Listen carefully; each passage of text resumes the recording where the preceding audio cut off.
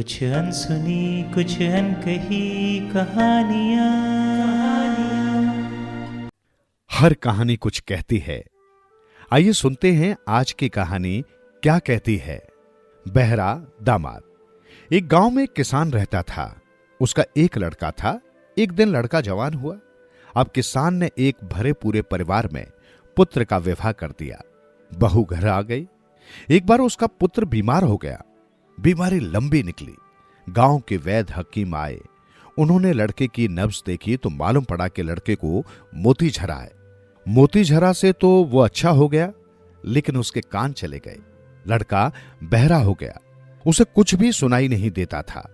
एक दिन लड़के को खबर मिली कि उसका ससुर बहुत बीमार है। समाचार मिलते ही वो ससुर के स्वास्थ्य की चिंता करते हुए वहां जाने की तैयारी करने लगा।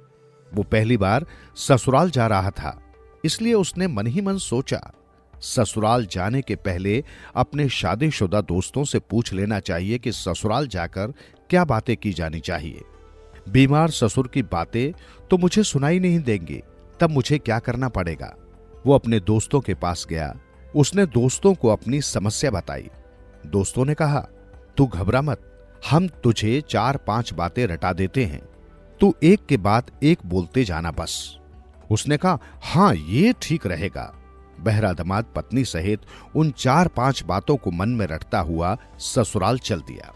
इधर ससुर जी के सभी रिश्तेदार उनका कुशल समाचार पूछने आ गए थे, लेकिन उनका दामाद अभी तक नहीं पहुंचा था। घर के सभी लोग दामाद और लड़की के आने की प्रतीक्षा कर रहे थे। कोस दर कोस पार करते हुए बहरा दामाद ससुराल पहुंचा। ससुर जी के पास जाकर उसने उनके पैर छुए। दामाद के देर से आने के कारण ससुर का पारा चढ़ गया। उन्होंने झटके से पैर हटा लिए। दामाद डर गया। फिर भी डरते डरते दामाद ने ससुर जी से पूछा, अब आपकी तबीयत कैसी है? बीमार ससुर ने चिढ़कर कहा, देखते नहीं हो मर रहा हूं, तुम्हें मेरी खबर लेने की भी अब फुर्सत मिली।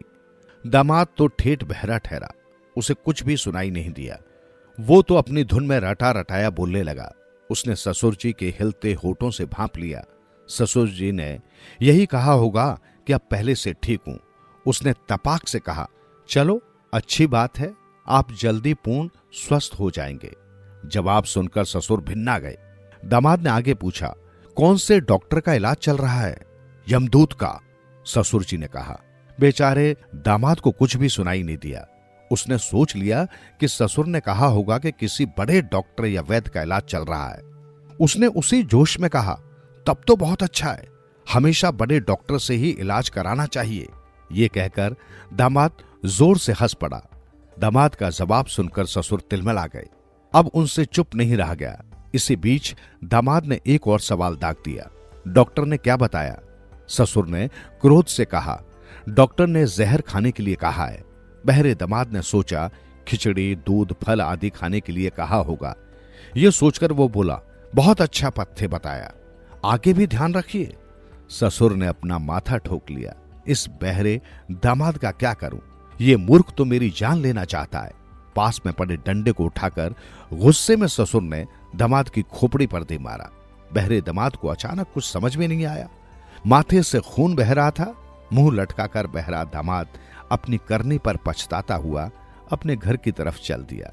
वाह रे बहरे दामाद। सुनते रहो दिल से यूं ही कहानियाँ।